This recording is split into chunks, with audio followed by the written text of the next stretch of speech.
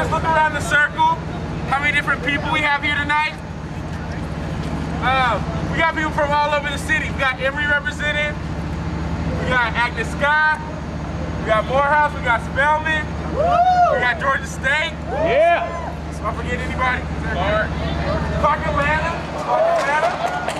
Right here in the AC. So I just think it's beautiful.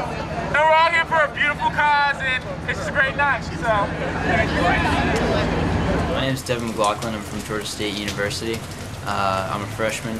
I'm here at Dream Reborn, which is, I guess, kind of celebrating the life after the death of Martin Luther King Jr., who was obviously a great man in history. As well, it's bringing together people who have a lot of things in common. It's dealing with environmentalism and green jobs, and we're hoping to bring green jobs into the workforce and increase employment and help out lots of people. I'm only asking you to do it because I know from my experience that it can happen. Right. When Tupac died in 1996, I had 5 years clean. I done told you I was a high school dropout. Why were we able to do this? You know what? You can do it too.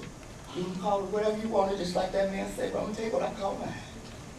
Jesus, show me what to do. And guess what happens every time I do that?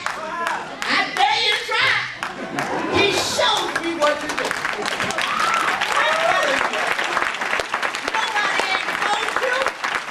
If ain't nobody shared that little morsel with you, let me tell you, you don't need a degree.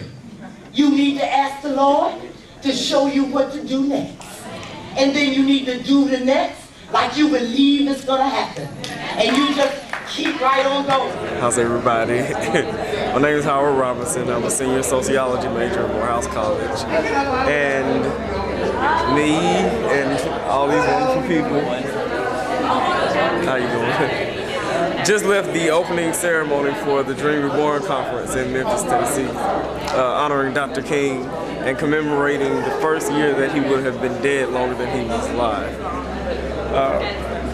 It was interesting, I guess, for me to see the way the program was presented, because I'm usually a bit skeptical about the utility and the function of these kinds of events, because a lot of times there's a lot of conversation and a lot of expression of people's opinions and their stances rather than mobilization and any call to action or mapping of any tasks that should proceed from this discussion.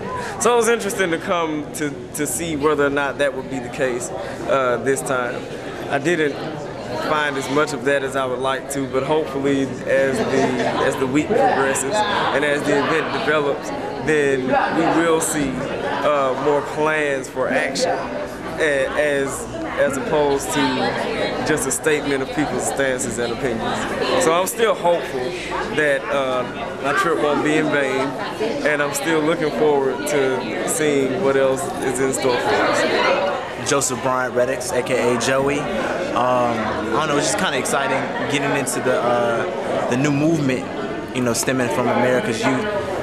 You know, this whole green belt movement, this green job, green economy is going to really, I think, define things and define, you know, the way we make decisions, especially like with jobs and things of that nature in the future. So we're definitely going to be looking at this 10 years down the line, and it's going to have an impact. Here, I see some young children all around the crowd. As I said, that's who we're here for. So I want to urge us as we prepare to line up. This is going to be a peaceful demonstration. Just trying to stand up in dignity. You see, because sanitation workers are those who certainly work with their hands, but you really don't understand who those men were and are today until you wait about 4 or 5 days and your trash is not collected. Not just for wealth, just for honors, but pray for purpose to make life worth living, and pray for the joy of unselfish living. For great is your gladness and rich your reward when you make your life's purpose the choice of the Lord's. Thank you, Memphis. Thank you, women and men and families that have come from around the United States of America. And may God bless each of you always.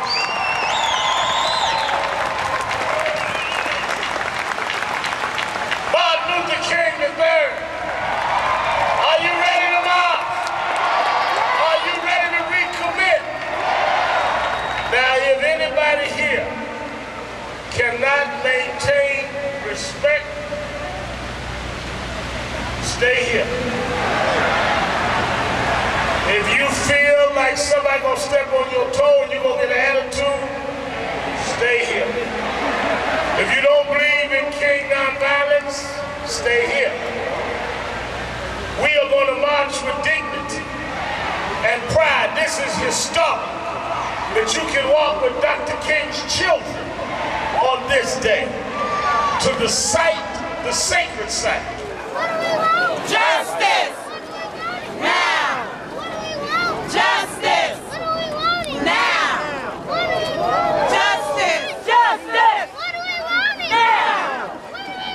Justice! So I'm with the Hip Hop Caucus, and what we're about is getting our generation, the hip hop generation, making sure our voice is heard in the policy-making arenas, understanding that a lot of policy is made and our voice is not heard, and a lot of times the policy is going to affect us directly, and it does affect us directly now and into the future. So it's really important to us that we're educating our communities on different issues, whether it be climate, the war, gun violence, and how obviously gun violence affects us directly, we see that, but then how like the climate affects us indirectly and directly, and also the war. So understanding that we spend $12 billion, a month plus in Iraq, and how we still don't have books, we still don't have books in the classroom, we still have Hurricane Katrina victims that are without homes, and so we spend this money and where our priorities are, and so seeing how, making connections, and then also as we educate our communities, then organizing and mobilizing our communities to change policy. So, in a nutshell, that's what the cause is, ensuring that our voice is heard in policy making, in the policy making process.